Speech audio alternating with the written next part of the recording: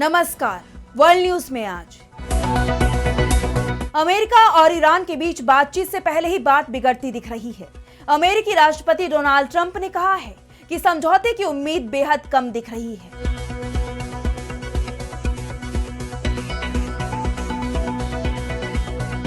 Middle east में तनाव बढ़ रहा है और ट्रंप के बयान इस तनाव को और बढ़ा रही हैं। अब उन्होंने एक और एयरक्राफ्ट कैरियर को मिडिल ईस्ट भेजने का आदेश दे दिया है।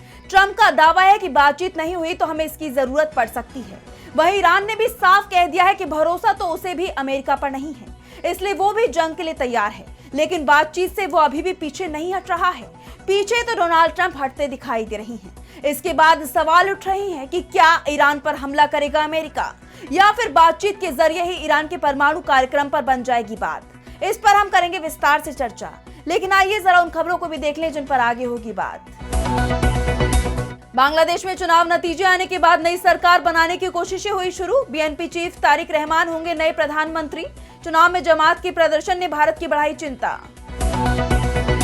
इमरान खान के साथ सेना और सरकार की डील की खबर। जल्द ही जेल से रिहा हो सकते हैं इमरान खान। इलाज के नाम पर देश से किए जाएंगे निर्वासित। जापान और चीन के बीच बढ़ा तनाव। चीनी जहाज पर जापान ने किया कब्जा। जहाज के कैप्टन को किया गिरफ्तार। और चलते चलते में देखेंगे अलास्का में हुई इंसानी सभ्यता से जुड़ी चौंकाने वाली खोज। बर्फ की मोटी चादर के नीचे मिला हजारों साल पुराना राज। इन सभी खबरों पर हम विस्तार से करेंगे बात, लेकिन पहले एक नजर हेडलाइंस पर। जेफरी एप्स्टीन का पोस्टमार्टम करने वाले डॉक्टर मिशेल वार्डेन ने किया बड़ा खुलासा। कहा जेफरी के गले पर मिले निशान उनकी जान लेने की दे रहे थे गवाही। दबाव में बनाई गई पीएम रिपोर्ट। नेपाल में फिर उठी राजशाही की मांग। सड़कों पर उतरे पूर्व नरेश ज्ञानेंद्र शाह के समर्थक। काठमांडू में फिर गूंजा राजा वापस लाओ का नारा।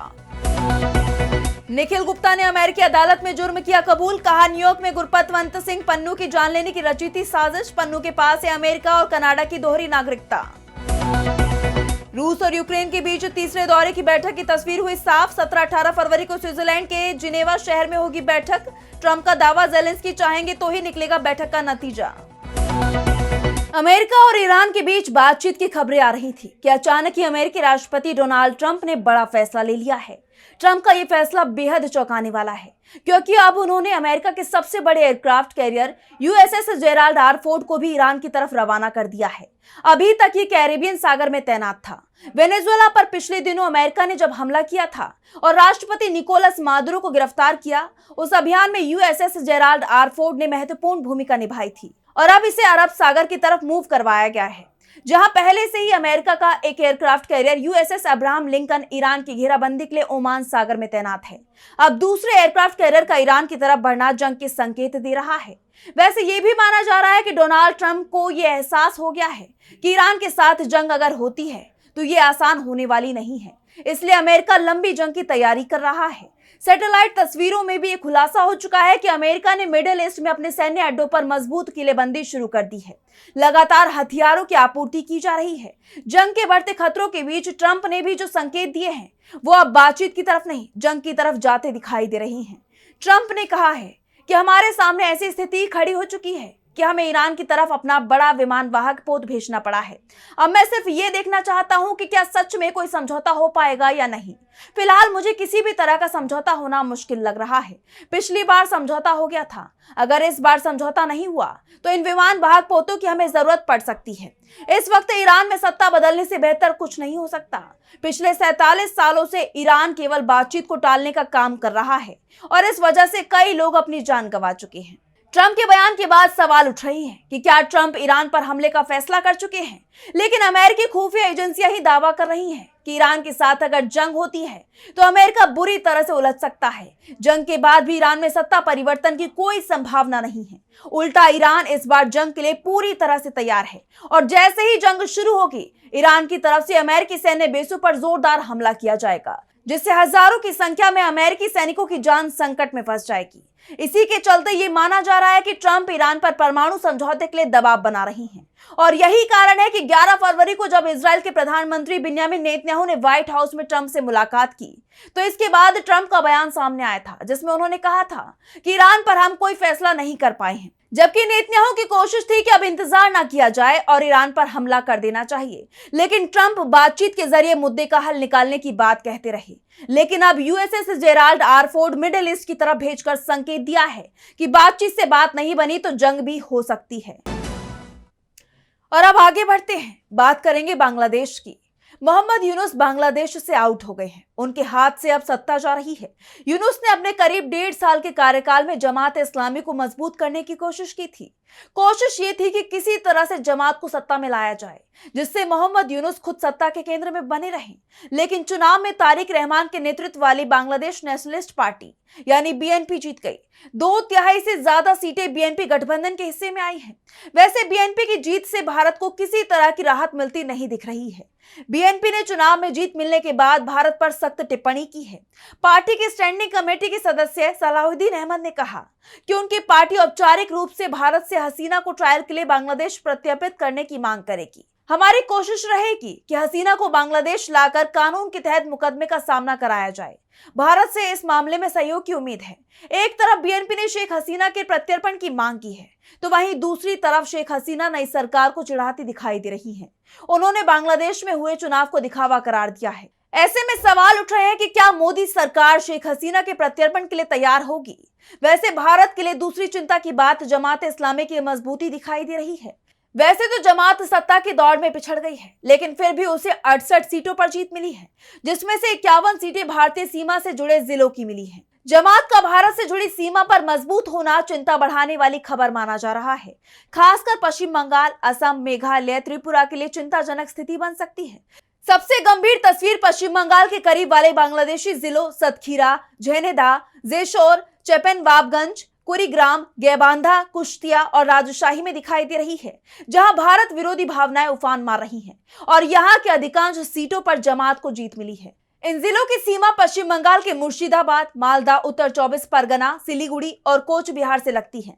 अब ऐसे में भारत की सबसे ज्यादा नजरें बांग्लादेश की नई सरकार पर हैं। 16 या 17 फरवरी को तारिक रहमान बांग्लादेश के नए प्रधानमंत्री के रूप में शपथ ले सकते हैं। बांग्लादेश में प्रधानमंत्री का शपथ शाम के वक्त होता है। वैसे इस बार भी शाम को ही ये शपथ ग्रहण होगा, ये तय माना जा रहा है। बांग्लादेश में हुए चुनाव के जो नतीजे सामने आए हैं, उसमें बीएनपी के गठबंधन को 210 सीटों पर जीत मिली है, जबकि जमात इस्लामी के गठबंधन को 70 सीटें मिली हैं। 17 सीटें निर्दलीय और अन्य के हिस्से में आई हैं, जबकि 3 सीटों के नतीजे अभी घोषित नहीं किए गए हैं। अब आगे बढ़ते हैं और बात करेंगे पाकिस्तान की। पाकिस्तान के पूर्व प्रधानमंत्री इमरान खान करीब 2.5 साल से जेल में बंद हैं। इमरान खान की तरफ से कई बार ये कहा गया है कि उन्हें जेल से बाहर निकालने का प्रस्ताव दिया गया है, लेकिन शर्त रखी गई है कि वो देश छोड़कर चले जाएं। इमरान लगातार ये दावा करते रहे हैं कि वो इस शर्त को मंजूर नहीं करेंगे, जान दे देंगे लेकिन देश नहीं छोड़ेंगे। लेकिन 922 दिनों से जेल में बंद रहने और लंबे समय से अपने लोगों से नहीं मिल पाने के चलते अब इमरान टूटते दिखाई दे रहे हैं, क्योंकि पाकिस्तान से खबर आ रही है कि इमरान खान और सेना के बीच समझौता हो गया है और जल्द ही इमरान जेल से बाहर होंगे। लेकिन उनका ठिकाना इस्लामाबाद नहीं होगा, बल्कि लंदन बनेगा। इमरान खान को इलाज के नाम पर विदेश भेजने की तैयारी कर ली गई है। ये बात तो आप सभी जानते हैं कि इमरान खान की एक आंख की 85% रोशनी चली गई है।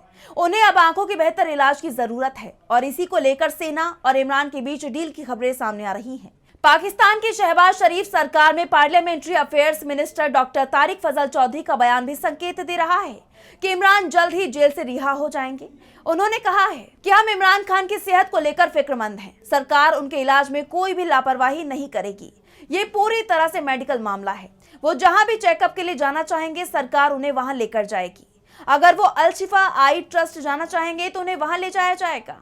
चीफ जस्टिस किसी डॉक्टर की सलाह देते हैं तो उन्हें वहां ले जाया जाएगा।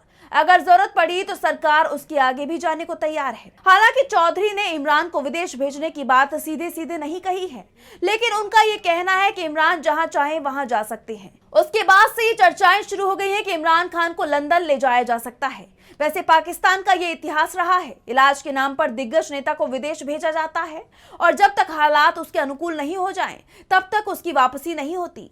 ऐसा पहले कई बार हो चुका है। पाकिस्तान के पूर्व सैन्य तानाशाह परवेज मुशर्रफ पर जब कानूनी शिकंजा कसा तो वो 2016 में देश छोड़कर चले गए।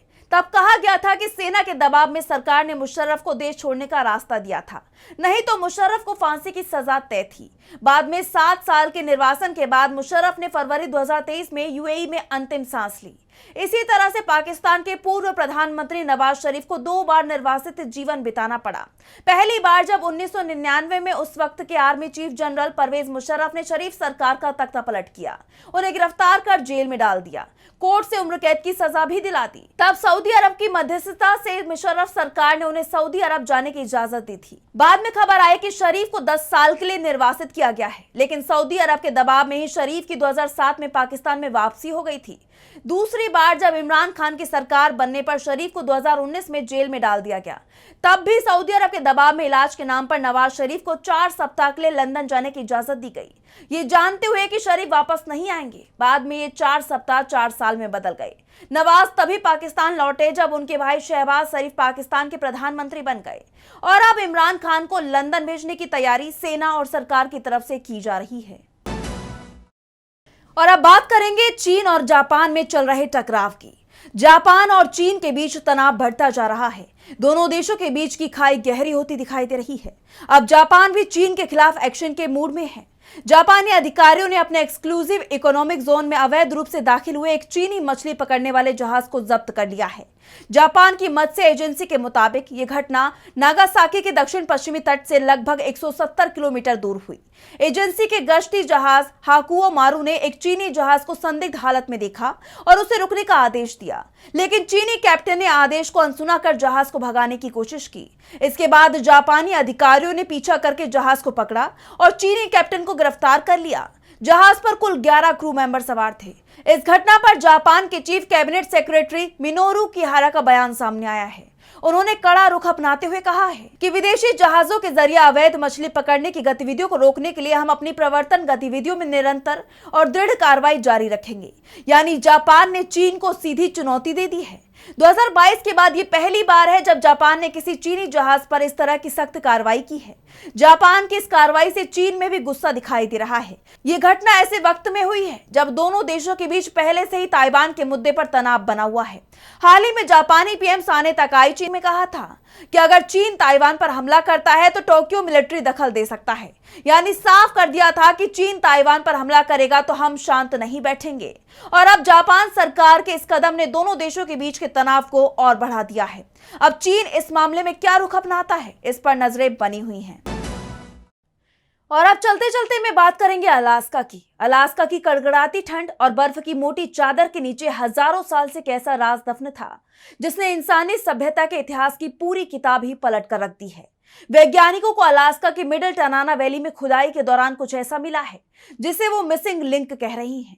दरअसल यहाँ जमीन की परतों के नीचे दबे मिले हैं विशालकाय मैमथ के दांतों से बने औजार और पत्थर के हथियार। चौंकाने वाली बात यह है कि औजार करीब 14,000 साल पुराने हैं। अब आप सोच रहे होंगे कि इसमें क्या बड़ी बात है। दरअसल अब तक इतिहास की किताबों में हम यही पढ़ते आए थे कि अमेरिका में सबसे पहले क्लोविस कल्चर के लोग आए थे, जिनके सबूत करीब 13,000 साल पुराने हैं। लेकिन अलास्का की इस खोज ने बता दिया है कि इंसान तो वहां उनसे भी 1000 साल पहले से रह रहे थे। आइए एक बार नजर डालते हैं कि इस खुदाई में क्या क्या मिला है। इस जगह पर एक मादा ऊनी मेमथ का पूरा दांत और पत्थर के छोटे औजार मिले हैं।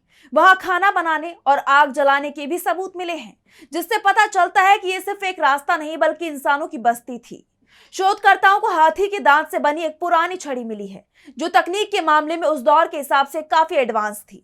पुरानी थ्योरी कहती है कि जब समुद्र जमे हुए थे तब इंसान साइबेरिया से पैदल चलकर अलास्का पहुंचे थे। अलास्का में मिले ये औजार उस थ्योरी को मजबूती देते हैं। वैज्ञानिकों का मानना है कि ये लोग बेरिंगिया इलाके के शिकारी थे, जो बाद में दक्षिण की तरफ बढ़े और उन्हीं से क्लोविस संस्कृति का जन्म हुआ। कुछ एक्सपर्ट्स का मानना है कि लोग सिर्फ जमीन से ही नहीं बल्कि समुद्र के किनारे किनारे समुद्री घास के रास्ते भी अमेरिका पहुंचे होंगे।